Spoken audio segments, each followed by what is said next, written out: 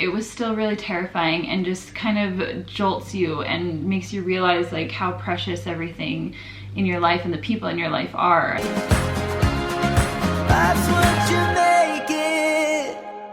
Hey guys, welcome to today. I have to be honest with you, this has been a really hard, weird, crazy week with some traumatic experiences and everything. But it also has been good because we've got a few things done and in line for the transfer, which is coming up really soon. But I wanted to share with you on a more serious note what Caleb and I unfortunately experienced this week. And if you follow us on Instagram, you might have already seen snippets of that, but I wanted to kind of share the story of what we woke up to early Wednesday morning. Okay, so Tuesday night, I actually went to bed on my own. Caleb was doing like a really late hockey game. It started at like 10:45. So anyways, he got home really late and Ellie of course barked when he got home and it woke me up and I'm like, Ellie, stop, like go back to bed. And then what felt like only a few minutes to me, but it was probably a couple hours later, Ellie barked again. And in my mind, I'm just like, go back to bed, Ellie, stop barking. And didn't think anything of it. And then like a minute later, the doorbell starts ringing and it doesn't stop. It goes for like so long, it felt like. And we're like, well, obviously there's something wrong, right? And so we pop up. I honestly was in a daze and I had no idea what the heck was going on. But Caleb, he tells me now that he could see like this orange glow in the house. And immediately he smelled fire. And he says there's a fire, and I like immediately I'm like, oh my gosh, like I don't know what to do. I've never experienced this before. Like I just got up and just grabbed Ellie and started going. Like I just started walking, right? He had a chance to look out the window quickly, so he kind of knew where the proximity was, but I was kind of like, I had no idea. So anyways, we go out the door, the front door, and right when I open the door, there's this like huge wave of heat, and like instantly you feel like the fire must be like right there because it's so hot. So I look out the door and it is the freaking biggest thing I've ever seen my whole life. It was giant, this fire. It wasn't at our building, but we have townhouses, so there's like a few buildings in a row, but it was just down the road. Like we park here and then there's a few buildings and then it was right there. And it was so close and so hot. There was ash and like flanks flying all over the place, landing on like our neighbors' heads and stuff. So anyways, sorry, getting ahead of myself. There was a huge fire, and once we realized that it wasn't like directly at our house, we're like, okay, breathe, what do we need to do? You know, we're thinking like, do we need to leave? But the thing is the fire was right where our exit to our place is, because it's like a loop community, like we only have one exit out.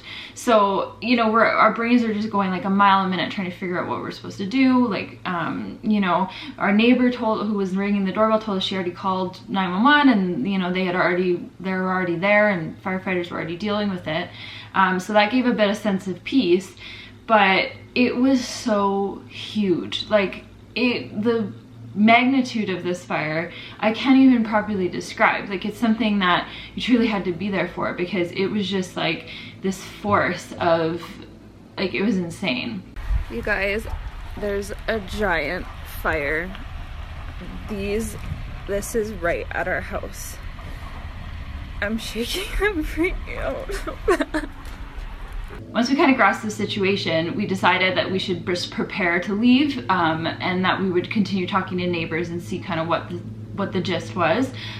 So it's kind of funny, all I did was grab a blanket, Ellie, and my phone, I think I grabbed, and then Caleb actually ended up going back in. He grabbed my purse, his wallet, and he grabbed the IVF meds. Like, isn't that so funny? He grabbed the like medication that we have and needles and stuff for our transfer coming up. So I thought that was kind of funny. But do you know the question, what would you grab if there was a fire?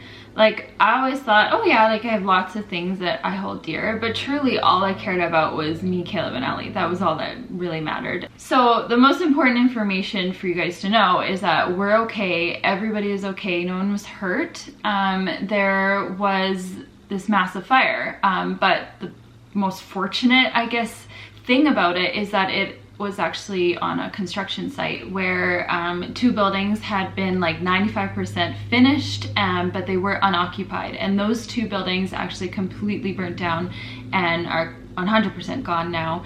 But it did actually affect 2 families who did lose their homes, so really sad about that, but it has been really great to see like the community come together to try and help. So we're okay, and our property is okay. There was tons of ash everywhere, and you know, but that's no big deal.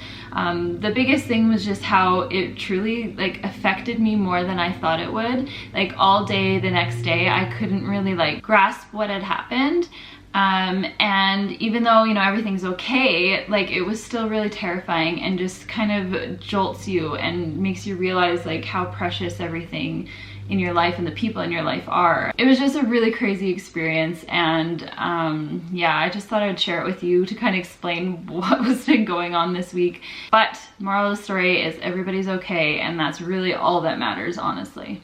But there definitely are some good things about this week. For one, we are leaving early tomorrow morning for our little like getaway one night stay for our anniversary, which is awesome. So I'm going to try to pack for that now. I need you way deep in there. So because we are gonna be away, Caleb dropped Ellie off at his mom's house this morning, and it's so sad. Like I already miss her already, and that sounds so silly because it's gonna be, well, he dropped her off today so that tomorrow we can just leave and not have to like drive and try to drop her off and stuff. So it'll only be 2 nights away, which isn't that bad, but I just love her so much. So I was sad when she left this morning. But yeah, then also we got our flights booked for the transfer here coming up, and I'm excited about that because that was something I was worried about. So now that that's checked off, I feel so good. Is anybody else like that? Like when you finally get things checked off, like I love making a list and physically checking it off. Like it feels so good. So I'm really excited about that. But I'm just gonna take a few minutes to try and pack and get ready, and then I'm gonna be going to meet my sister in a little bit. So I wanna see what I can get done first. I'm just gonna bring both dresses, I think, because it's supposed to be rainy now, which sucks, but I'm just gonna bring them both and then decide on the day of. 'Cause I love you more than words can say.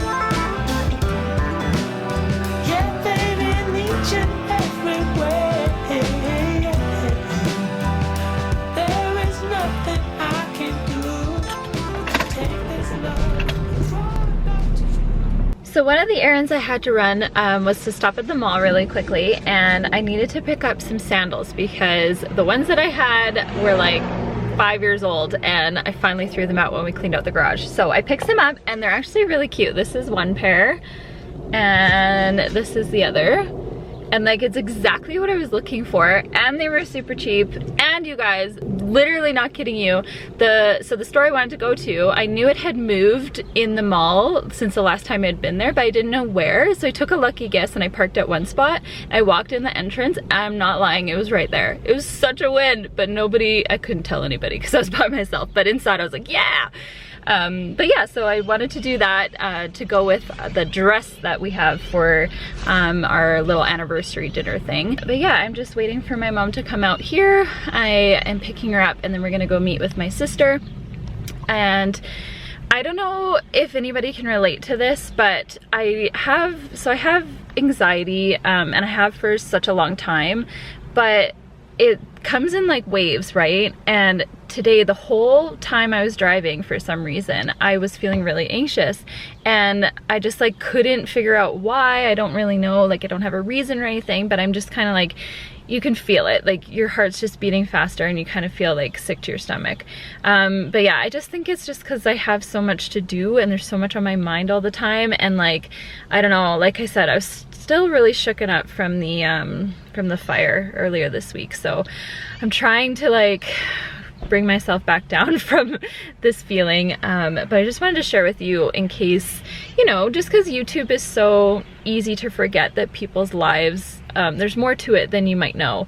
And for me, you know, it might be, oh, I went shopping, I went to the mall, but really the whole time I was having like an anxiety attack, a small one, nothing too crazy, but I don't know. I just think it's important to show like real life with you guys. I'm still waiting for my mom, and then I think we're gonna go take her grocery shopping and just do some things to help her out as she's kind of in this transition period of her life right now. And so yeah, so it'll be good to spend some time in the sun too, hopefully, I'm hoping. Is anyone else like me? I always have to have a water bottle with me, and I literally have a box of crackers back there for snacks in case I'm hungry. You can say I'm always prepared.